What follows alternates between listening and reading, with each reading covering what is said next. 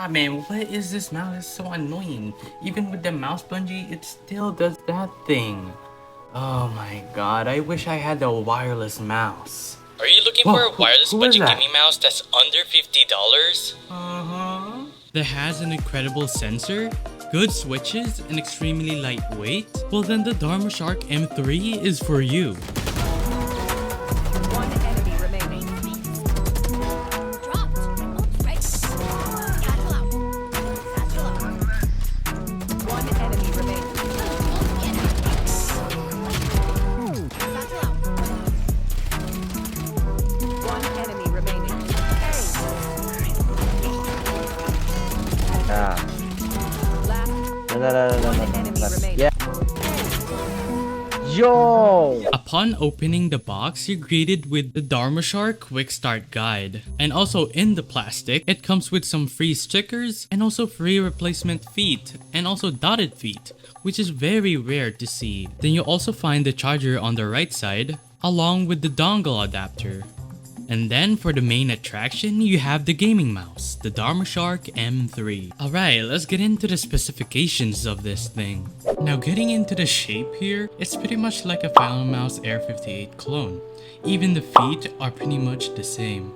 So for the shape, I find it really comfortable in my hands, but that might be because I have pretty large hands, and for small hand people, I don't think it'll be very comfortable.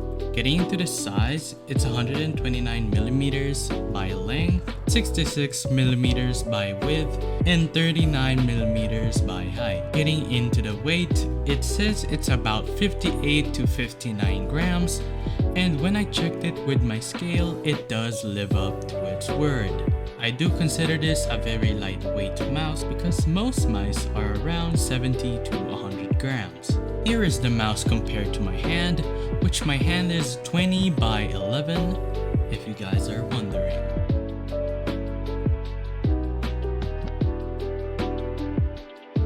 Now checking for the build quality and flexing, there is a little bit of bottom flexing, but nothing really to be worried about.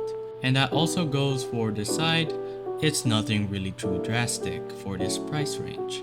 Getting into the switches, it does have the KL 8.0 switches, but there is an upgraded version that apparently has TDC golds in them, but I'm pretty sure this one has the KL 8.0s because it doesn't feel as nice as my Pulsefire Haste, which has the TTC golds in them. Now for the pre-travel and post-travel, it's pretty much non-existent, which I do quite like. Now going to the scroll wheel, the scroll wheel does feel a bit beefy and hard to move, but honestly for some uses that is better. Getting into the coating, this is one of the things that I didn't really like. It basically does not have any coating on it. It's just plastic, and if your hands sweat easily, you may get a lot of fingerprints on this like I have right now already. But enough of that, let's get into the feet. These feet, I'm pretty sure are pure PTFE, pretty much the best you can get for stock feet. It does glide very smoothly, and it's honestly better than my Pulsefire Haste. Okay, let's get into the sensor, which is actually really good for this price. It's a 3395 sensor. Honestly, with most sensors these days, you really can't tell the difference if they were made 3 to 5 years ago, but this just feels really smooth.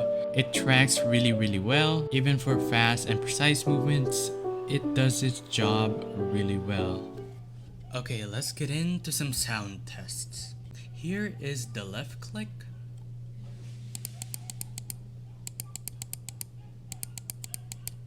Here's the right click.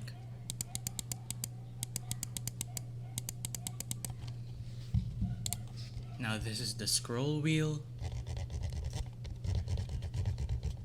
Now let's press the scroll wheel.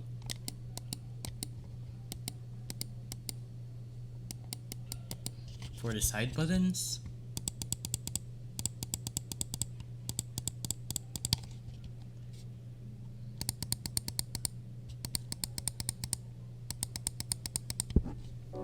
Now for those wondering, this is how you switch on and off the mouse. Now on the left side you have the Bluetooth mode, and in the middle is when you want to connect it via cable, And on the right, which is pretty much the best option, is you're using it with the 2.4 gigahertz adapter.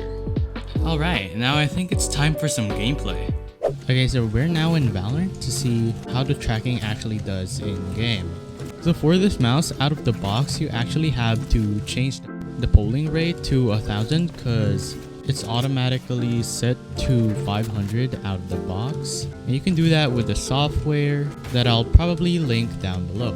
So this is actually really responsive. It's pretty much the same as my Hyperx Pulsefire Haste. It doesn't spin out like at all. It's really smooth, as you can see right here. It's really smooth. And the DPI, I don't think there's any DPI deviation, but if there is, you guys can correct me in the comments if there is. There's absolutely no spinning out. I am trying my best to do it here. There's nothing, bro. It does not budge. If you want to flick and stuff, it's like really good. And overall, it's honestly the best wireless gaming mouse you can get right now if you have a tight budget.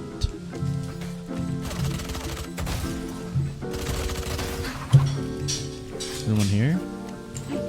Boink. Yep.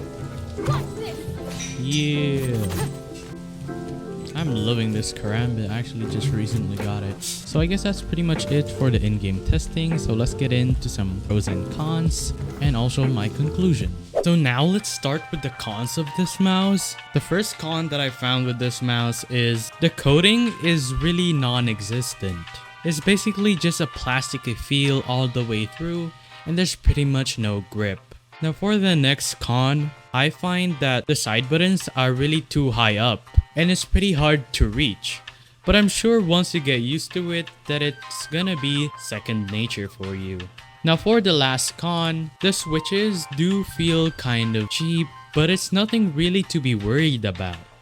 They're still really responsive and they bounce back really nice. Now let's get into the pros. Now obviously the first pro that we're gonna be talking about is the price. This mouse comes in at only $50. And this mouse is really worth it for that price. Considering all the things that I talked about in this video, I think that is really worth it for $50. Now getting into the next pro is the sensor. Now this sensor you really can't go wrong with. It's one of the best sensors out there and most commonly used by really named brands. There's pretty much absolutely no DPI deviation. The tracking of the sensor is really nice. As you guys can see from the in-game testing, that it does not spin out at all. Now for the last pro are the feet. They're really glidey and you really just can't go wrong with pure PTFE feet. And also, a bonus pro is that there's a lot of stuff that comes in the box, like extra feet and also actually extra dotted feet, which you don't really see that often in budget gaming mouse. Well, now that's gonna be it for this video. If you guys did enjoy, consider liking and subscribing. I'll see you guys on the next video, and as always, it's been Mocha and I thank you for watching.